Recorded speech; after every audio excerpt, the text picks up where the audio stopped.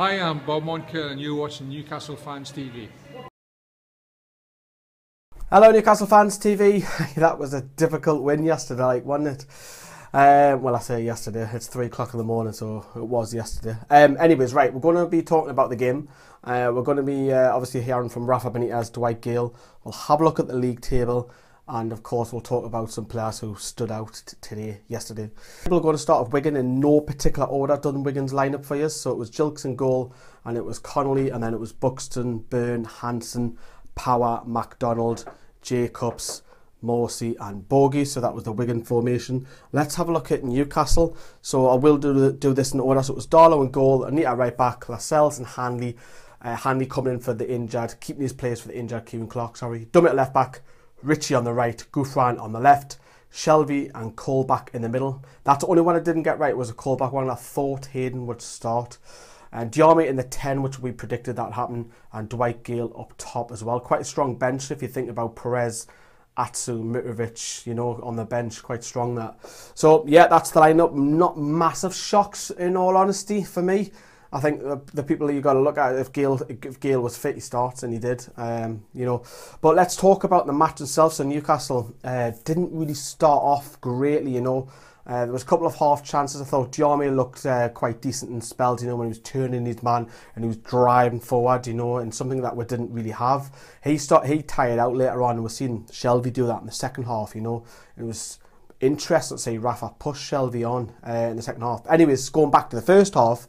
So yeah, it was 50-50. You could tell that Wigan were trying to play for something because they were trying to attack us, but the final third of their quality lacked in the whole of this game, never mind just the first half. You can tell why they're so poor going forward and why they're 23rd in the league. And you can see why Newcastle are the other end, because Newcastle only need 2 or 3 chances to finish a team off, whereas the likes of Wigan, if they did have the chances, need several. But Newcastle went in front. Diarmi brilliant on the right flank, pulls it, a cross shot, and Gayle taps home. Newcastle going to half time 1-0 up. Fortunate, I'd have to say. I don't think we deserved it, in all honesty. I thought Wigan were okay. Wigan, it was 50-50 in my eyes. And then the second half, you thought, right, Newcastle are going to kick on, they're going to get 2-3 goals, and it's going to be a bit of atmosphere. Everyone's going to relax. Wigan are going to have to come out and attack, and they scored straight away for a really poor Jamal Lascelles error. It's not the first time we've said that in the last few months that Lascelles is gone out a little bit radar. Nobody mentioned him in the fan cams or anything, but I think it's because we got the win. I don't think that'll be the case if we didn't win. I think people would be then criticising Lascelles, but what's Chancellor Mbemba got to do to get in this side, But Newcastle recovered, luckily though, because I do think what is key is their centre-back Byrne he was free again. I don't know where Newcastle's marking were. It was just shortly after they had equalised, after Jacobs had equalised.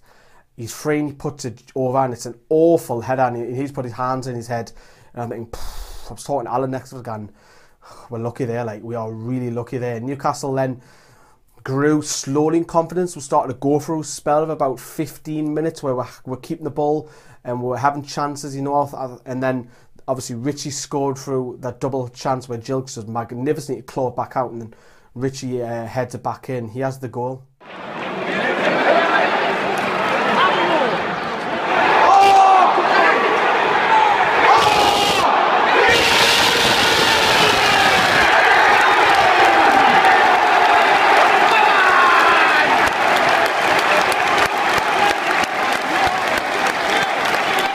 So yeah, I put that out on Twitter and that went crazy. So it's still going crazy action on Twitter, that post that I put out there. So anyways, yeah, we got the 2-1. I think Ritchie should have scored shortly after that. But Newcastle were grinded out the win, and although Wigan were trying to get upfield, like I mentioned earlier on, the quality in their final third is poor.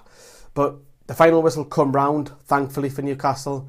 Yeah, a lot of people on fan cams were saying it wasn't the greatest performance. Majority of people are saying forget about it, it's points, and that's what I have to agree with. I think forget about the performance. Newcastle didn't play pretty. If you offer me right now, if we play Burton on Wednesday night and we play poor and win again, I'm gonna take it.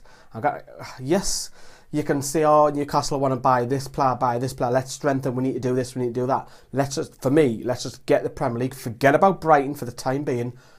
let's look at Huddersfield. And luckily, ironically, Burton have done us a favour how we play on Wednesday, because we're playing them.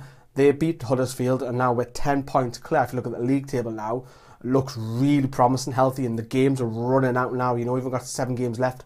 Yes, Huddersfield's got a game in hand, but I still think... I do think we're there. I really do think we're there. I just don't want to get too carried away. I think probably 3 more wins will do it. I think that'll be it. Players who've stood out, just going to go back to today's game. People who stood out for me, I thought Shelvey looked really good. I think, look, it was nice to see Shelvey bombing on, because when he took off, who did he take off again? You took off Gouffran first, and Hayden came in and sat, and then you seen Shelvey bomb on a little bit further forward. I thought he had a good game. Shelvey worked really hard, but for me, I think man of the match was Matt Ritchie. 14 goals, man, this season, man. It's just, it's mint. I mean, even Football on 5 were talking about it. I mean, this is what they said about Matt Ritchie. Too good for this level, would you say? I think he's a Premier League player, definitely. Yeah. Would you have him in the EFL team of the season? I would, yeah. I think he's that good. You know, he was one of the main players for Bournemouth when they got promoted, and he's doing it again for Newcastle this season. I like how War Lindsay says, oh, he should be in the EFL team. Well, because there's a Geordie, and a nice one, Lindsay. Let's get some reaction. This is what Dwight Gayle and Rafa Benitez said about the win. Yeah, I said this before. So for us was just to concentrate in these 8 games.